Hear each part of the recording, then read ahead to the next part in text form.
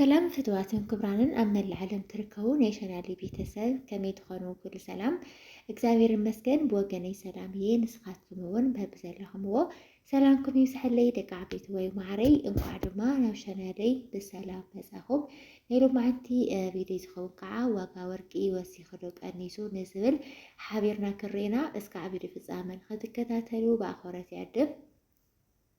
ንቻናሌ ሓደሽቲ ዝኾንኩም ሰብስክራይብ ነባራ ዝኾንኩም ከዓ ላይክ ሸር እናገበርኩም ንኽተበረታትዑኒ ብትሕትና ይላቦ። ላይክ ሸር ንትገብሩለይ ከዓ ካብ ልቢ እናመስገንኩ እየ። እምበኣርከስ ሎማዓንቲ ዋጋ ወርቂ ክንሪኢ ከለና ሕዳር 18 ወይ ከዓ ኖቨምበር 27 ካብ 14 ካራት እስካብ 24 ካራት ዘሎ ዋጋ ወርቂ ብዶላር እና ብናይ ውሽጢ ዓዲ ዘሎ ዕዳጋ ክርኢና ማለት እዩ። ሰናይ ጻንሒት ሰናይ ምክትታል። ላይክ ሸር ሰብስክራይብ ጋር ግን የተረስዑ ክብራት ኣሕዋተይ ብመጀመርያ እንሪኦ በዓል 14 ካረንት ክኸውን ከሎ በዓል 14 ካረንት ብናይ ኣሜሪካን ዶላር 77.40 ሳንቲም ዶላር ክሽረፍ ከሎ ክግዛእ ከሎ ብናይ ኢትዮጵያ ገንዘብ ከዓኒ 11,946 ቅርሽን እናተገዘው ዓይነሎ ሎማዓንቲ ዋጋ ወርቂ ማለት እዩ። እዚ ክብለኩም ከለኹ እቲ ወርቂ ናይቲ ጥራቕሓ ወርቂ ዳበር ናብ ጌጣጌጥ ሕስራ እምነት ከም ዝትርእይዎ ዘለኹም በቢ ዝደለኹምዎ ዲዛይን ተሰሪሑ ኣይኮነን። እቲ ወርቂ እቲ ናይቲ ጥረ ወርቂ ብቻ እዩ ማለት እዩ። እዚ ማለት ከምዚ ትርእይዎ ዘለኹም ብደስ ዘለኩም ዲዛይን ብደስ ዘለኩም ቅርጻ ቅርጺ ንኽተስርሑ ግን ናይ ባዕሉ ዋጋ ከም ዘለዎን ከምኡውን ናይ ባት ወይ ከዓ ናይ ደረሰኝ ኢሉ እውን ናይ ገዛ ኸራይ ናይ በዓል ሞያ ሓድሓድ ነገር ወሰን ከም ዘለዎ ክትፈልጥዎ ኣለኩም። እዚ ናይቲ ወርቂ ጥራቕሓ ብቻ እዩ ማለት እዩ ደቂ ዓበይቲ ወይ እና ደሞ 14 ካረንት ሕዚ ንኣብነት 14 ካረንት ናይቲ ወርቂ ንጽህና 45% ብቻ እዩ።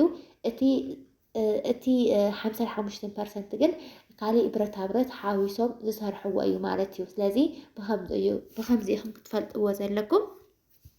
ቀፂልና ንሪኦ ከዓኒ 15 ካረንት ክኸውን 15 ካረንት ብዶላር 83.00 ሳንቲም 83 ዶላር ክሽየጥ ከሎ ብናይ ኢትዮጵያ ገንዘብ ከዓኒ 12,700 ክግዛእ ውዒል ኣሎ ማለት እዩ።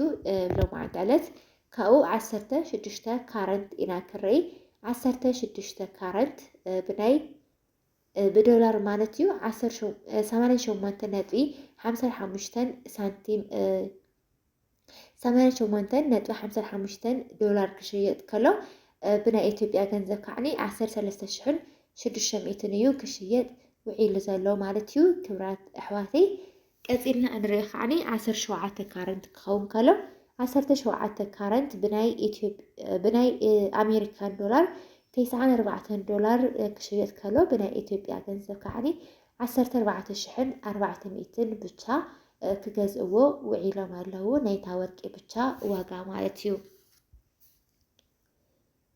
ካብኡ 19 ካረንት ኢና ክርኢ 19 ካረንት ብዶላር 105 ዶላር ክሽየጥ ከሎ ብናይ ኢትዮጵያ ገንዘብ ከዓኒ 16,100 እናተሸየጠ ውዒል ኣሎ ማለት እዩ።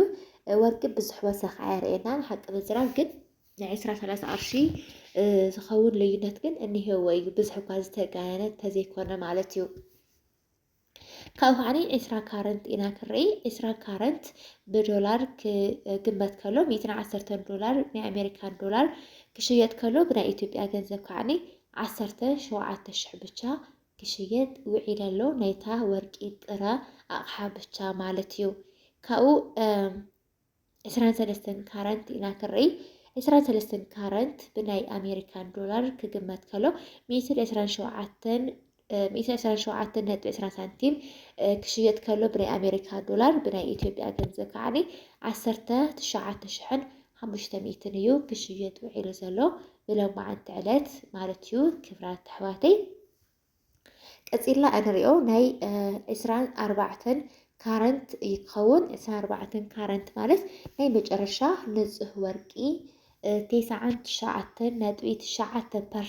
نزه ورقي زخون أيو 24 كارنت مالتيو 24 كارنت ياو جازيخا من ملخع بتعب كبيوتي جد بزح جنزاب زلوسة بخمسي عينة ورق جازي أيو زأمطو مالتيو كاو زورق زي جازي أميتو يا ورق لما هم تفلتو كابسينا جازي نوسخ أي تخيل لازي زي عينة ورقي نزه ورقي مقامات جنزابي كخون سخال بر أنا سكازلو ما عندي 24 كارنت زسر حسب أي رأيكم جد طب هفتمت بتعميكم زي عيت ورق جازي أميوم جنزابهم زأمطلو مالتي كفرات حواتي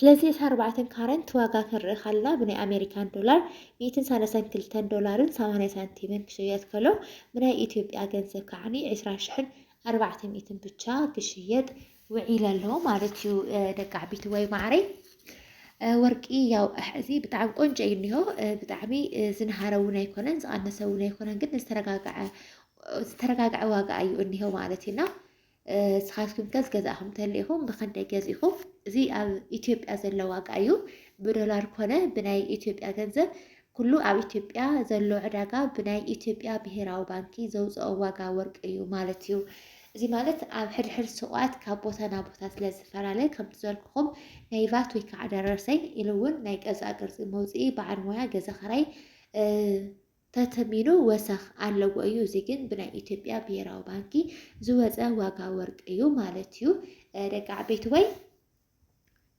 እና ያ ናይ ሎማዓንቲ ናይ ዋጋ ወርቂ ከምዚ